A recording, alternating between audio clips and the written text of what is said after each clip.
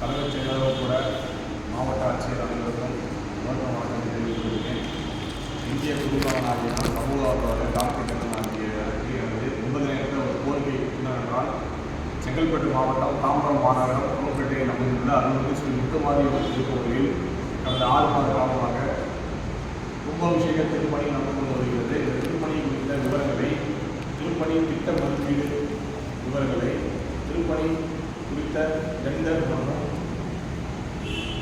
ஒப்பந்ததார விவரங்களை துறையின் மாவட்ட உதவி ஆணையரான இந்து அறநிலையத்துறை செங்கல்பட்டு அவர்கள் இதுவரைக்கும் மக்களின் பார்வைக்கு வைக்கப்படாததை குறித்து ஒரு கண்டனத்தை தெரிவித்து நான் இங்கே அமைதியான முறையில் சட்டத்தின்படி பல்லாவரம் சட்டமன்ற தேர்தல் அலுவலகமான பல்லாவரம் வட்டாட்சியர் அலுவலகத்தில் உள்ளிருப்பு போராட்டத்தில் ஈடுபட்டுள்ளேன். தனி ஒருவனாக ஈடுபட்டுள்ளேன். நான் இந்த போராட்டம் வாயிலாக ஒரு நிபந்தனை அரசுக்கும் துறைக்கும் வைக்க கடமைப்பட்டுள்ளேன். அதாவது, ஏற்கனவே கடந்த மாதம் ஒரு நாள் நான் உள்ளிருப்பு போராட்டத்தில் அமர்வதாக அறிவிப்பு வழங்கிய போது இங்குள்ள உயர்துறை தேர்தல் நடத்தும் அலுவலரும் தேர்தல் நடத்தும் உதவி அலுவலர் ஆகியோர்கள் சம்பந்தப்பட்ட துறையில் செங்கல்பட்டு உதவி ஆணையர் அவர்களை தொடர்பு கொண்டு பேசியதில் செங்கல்பட்டு உதவி ஆணையர் அவர்கள் எழுத்துப்பூர்வமாக நடவடிக்கை எடுக்கப்படும் என தெரிவித்து கடிதம் அனுப்பினர். அந்த கடிதம் வாயிலாக என்னை கூப்பிட்டு பேச்சுவார்த்தை செய்து போராட்டத்தை கேட்டுக்கொண்ட பேரில் கடந்த மாதம் போராட்டம் கைவிடப்பட்டது. இதன் அடிப்படையில் இதுவரை இன்னும் எந்தவித நடவடிக்கையும் எடுக்காமல் RTI செக்ஷன் 4 படி மக்களுக்கு தெரிவிக்க வேண்டிய பொது அறிவிக்கும் பல பலகையை வைக்காமல் இருப்பதற்காக இன்றைய தினம் நான் மீண்டும் இதனை கண்டனம் தெரிவித்து உடனடியாக பொதுமக்கள் பார்வைக்கு திட்ட மதிப்பீடு குறித்த பலகையை வைக்க வேண்டும் என்ற கோரிக்கையுடன் இன்று நான் அணுகுள்ளேன். இது சம்பந்தமாக இந்த சித்தப்பக்கம் காவல் ஆய்வாளர் திரு கண்ணன் அவர்களும் சம்பந்தப்பட்ட வட்டாட்சியர் அவர்கள் சிந்தின வெங்கடேஷ் அவர்களும் என்னிடம் தொலைபேசியில் பேசியுள்ளனர். அடுத்த வாரம் புதன்கிழமை என்று தேர்தல் இறுதி முடிவு வந்த பிறகு என்னை வரவேண்டி அழைத்துள்ளனர். அப்போது இது சம்பந்தமாக துறையின், அதாவது இந்து அறநிலையத்துறையின் காஞ்சிபுரம் இணை ஆணையருக்கு கடிதம் அனுப்புவதாக, மாவட்ட ஆட்சியர் மூலம் கடிதம் அனுப்புவதாக சம்பந்தப்பட்ட வட்டாட்சியர் அவர்கள் உறுதி அளித்ததன் பேரில் இன்றைய தினம் இந்த போராட்டத்தை நான் கைவிடுவதாக முடிவு செய்துள்ளேன். இது முழுக்க இந்திய அரசியலமைப்பு சட்டப்படி செக்ஷன் 19 எனக்கு கொடுத்துள்ள 51 கொடுத்துள்ள சட்ட விதியின்படியே நடக்கப்பட்டு வருகிறது. ஒரு வெளிப்படையான தன்மையை பொதுமக்களுக்கு அறியப்பட வேண்டும், தெரியப்பட வேண்டும் என்பது சட்டம் சொல்கிறது. இதை ஏன் துறை ரீதியான நடவடிக்கை எடுக்காமல், துறை ரீதியாக சட்ட ரீதியாக மக்களுக்கு தெரியப்படுத்தாமல் ஒரு பொய்யான விஷயத்தை மறைமுகமாக செய்வது கடனுக்குரிய விஷயமாகும். இது சம்பந்தமாக நீதிமன்றத்தை நாட நான் தயாராக உள்ளேன். எனவே சம்பந்தப்பட்ட துறையின் செங்கல்பட்டு உதவி ஆணையர் அவர்களை கேட்டுக்கொள்வது என்னவென்றால், உடனடியாக இந்த திட்ட மதிப்பீடு குறித்த பலகையை வைக்க வேண்டும்.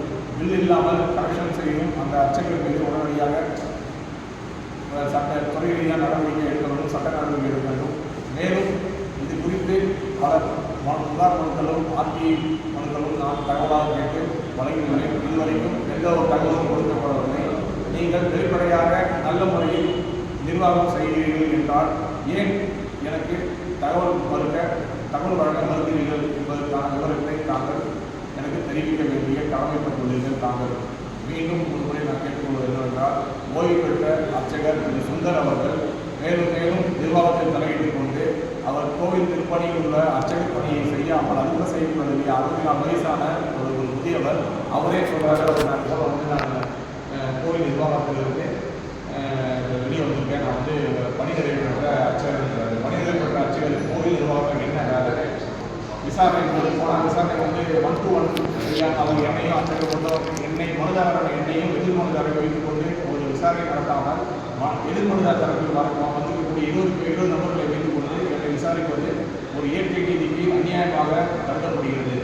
மேலும் அவர் மீது உள்ள குற்றச்சாட்டுகளை எதுவும் விசாரிக்கப்படாமல், எவ்வித ஆணையம் பிறப்பிக்கப்படாமல் நிலைமையில் உள்ளது என்பது குறிப்பிடத்தக்கது. எனவே இதன் மீது உடனடியாக மாவட்ட ஆட்சியர் அவர்கள் கவனம் செலுத்தி எனக்கு கிடைக்க வேண்டிய நீதியையும் பொதுமக்களுக்கு தெரியப்பட வேண்டிய பொது அறிவிப்புகளையும் உடனடியாக பெற்றுத்தருமாறு மிக பண்புடன் கேட்டுக்கொண்டு நன்றியுடன் விடைபெறுகிறேன். நன்றி, வணக்கம். மனு கொடுத்தீங்களா? 6 மாதம் மனு கொடுத்துருக்கேன். 25, 50, 20, 30 நோட்டு கொடுத்துருக்கேன். RTI போட்டாலும் பதில் கிடையாது. எந்த வித நடவடிக்கையும் கிடையாது. ஆ. ஒரு கோவிலில் இந்து திருக்கோவிலில் ஒரு திருப்பணி நடக்குது, கும்பாபிஷேக பணி நடக்குது. 30 லட்ச ரூபா மதிப்பீடுன்னு சொல்லி ஓரமாக சொல்கிறாங்க வாய்மொழியா. ஆனால் அது வந்து பொதுமக்களுடைய பார்வைக்கு வைக்கக்கூடிய பதாகையை வைக்கலாம். பொதுமக்கள் தெரிஞ்சுக்கிற மாதிரி இல்லை. தெரிஞ்சுக்காம இல்லை, தெரிஞ்சுக்கிற மாதிரி இருக்கும்ல. ஏன் அப்படி வெளிப்படைத்தன்மை இல்லாமல்? ஆமாம், பொது சமாச்சாரம் எல்லாரும் தெரியணும். வெளிப்படைத்தன்மை இல்லாமல் இல்லை, சரி சரி, வெளிப்படைத்தன்மை இல்லை. அரசு பணத்துலையோ இல்லை கோவில் பொதுமக்கள் டொனேஷன்லேயோ பண்ணுறீங்க. பணமாச்சு, மக்களோட பணமாச்சு, எப்படி அதை ஏமாற்ற முடியும்? இதை நான் கேட்டுக்கிட்டு இருக்கேன். எனக்கு வந்து கூடிய விரைவில் 3 நாட்களுக்குள்ள இந்தியாவுடைய ஏசி அவங்க ஏற்கனவே ஒப்புக்கொண்ட மாதிரி எனக்கு அந்த கோவில் வாசலில் பொதுமக்கள் நிறைய அந்த பதாகை வைக்கணும். திட்ட மதிப்பீடு, போர்டு வைக்கணும் வெளியில். திட்ட மதிப்பீடு, பணிகள் குறித்த விவரங்கள், டெண்டர் விவரங்கள், ஒப்பந்ததாரர் விவரங்கள், திட்ட மதிப்பீடு, ஈஓவுடைய மொபைல் நம்பர் உட்பட பேர் உட்பட போட்டு ஆர்டிஐ செக்ஷன் 4 படி அதெல்லாம் வைக்க வேணும். இதுதான் எனக்கு கோரிக்கை. இது நிபந்தனை என்ற ஒரு தேர்தல் தவறுனால நான் இன்னைக்கு தனி ஒருவனாக சட்டப்படி ஒரு உள்ளிருப்பு போராட்டத்தில் ஈடுபட்டிருக்கேன். இது நிபந்தனை என்னன்னா, இங்கே இருக்க வட்டாட்சியரோ தேர்தல் நடத்தும் அலுவலரோ சம்பந்தப்பட்ட துறைக்கு பேசி கூடிய விரைவில், அதாவது 3 நாட்களுக்குள்ள அந்த பதாகை வைக்கிறதுக்கான விஷயத்தை எழுத்துப்பூர்வமாக எடுத்து பண்ணி தரணும். இதுதான் எனக்கு கோரிக்கை. நான் இதில் கேட்டுக்கிறேன். ஆக நீங்கள் என்ன சொல்ல வரீங்கன்னா, பொதுமக்கள்கிட்ட இருந்து காசு வசூல் பண்ணி வீண் விரயமாக பண்ணுறாங்க, கொலையாக போகுதுன்றீங்க. இதில் உள்ளவங்க வேற ஒரு விஷயம் பொதுமக்கள் தெரிஞ்சிக்க முடியலன்னு சொல்கிறீங்க. பில் இல்லாமல் டொனேஷன் கலெக்ஷன் பண்ணுறாங்க. நான் புகாராக கொடுத்துக்கிறேன். அது நான் அப்புறம் பார்த்துக்கிறேன். நான் விசாரணை வரும், அப்புறம் பார்த்துக்கிறேன். எனக்கு இப்போ போர்டு வைக்கணும். போர்டு வைக்காம ஏன் பண்ணுறாங்க? ஒரு தாலுகா வெளியிட்டாங்க, இந்த கட்டணத்துக்கு ஒரு போர்டு வைப்பாங்க இல்லையா, திட்டமதிப்பு வைப்பாங்க இல்லையா, போலீஸ் ஸ்டேஷன் வைப்பாங்க இல்லையா. ஒரு அரசு பணி நடக்கும் போது திட்டப்பணிகள் இருக்கும்போது ப்ராஜெக்ட் பிளான் போட்டிருப்பாங்க, எஸ்டிமேட் போட்டிருப்பாங்க. அது விவரத்தை வெளியே வைக்கணும், பொதுமக்கள் தெரிவிக்கணும். இதான் என்னுடைய கோரிக்கை. இதெல்லாம் இந்த கோரிக்கையெல்லாம் முன் வச்சு இப்போ உள்ளிருப்பு போராட்டம் பண்ணுறீங்க.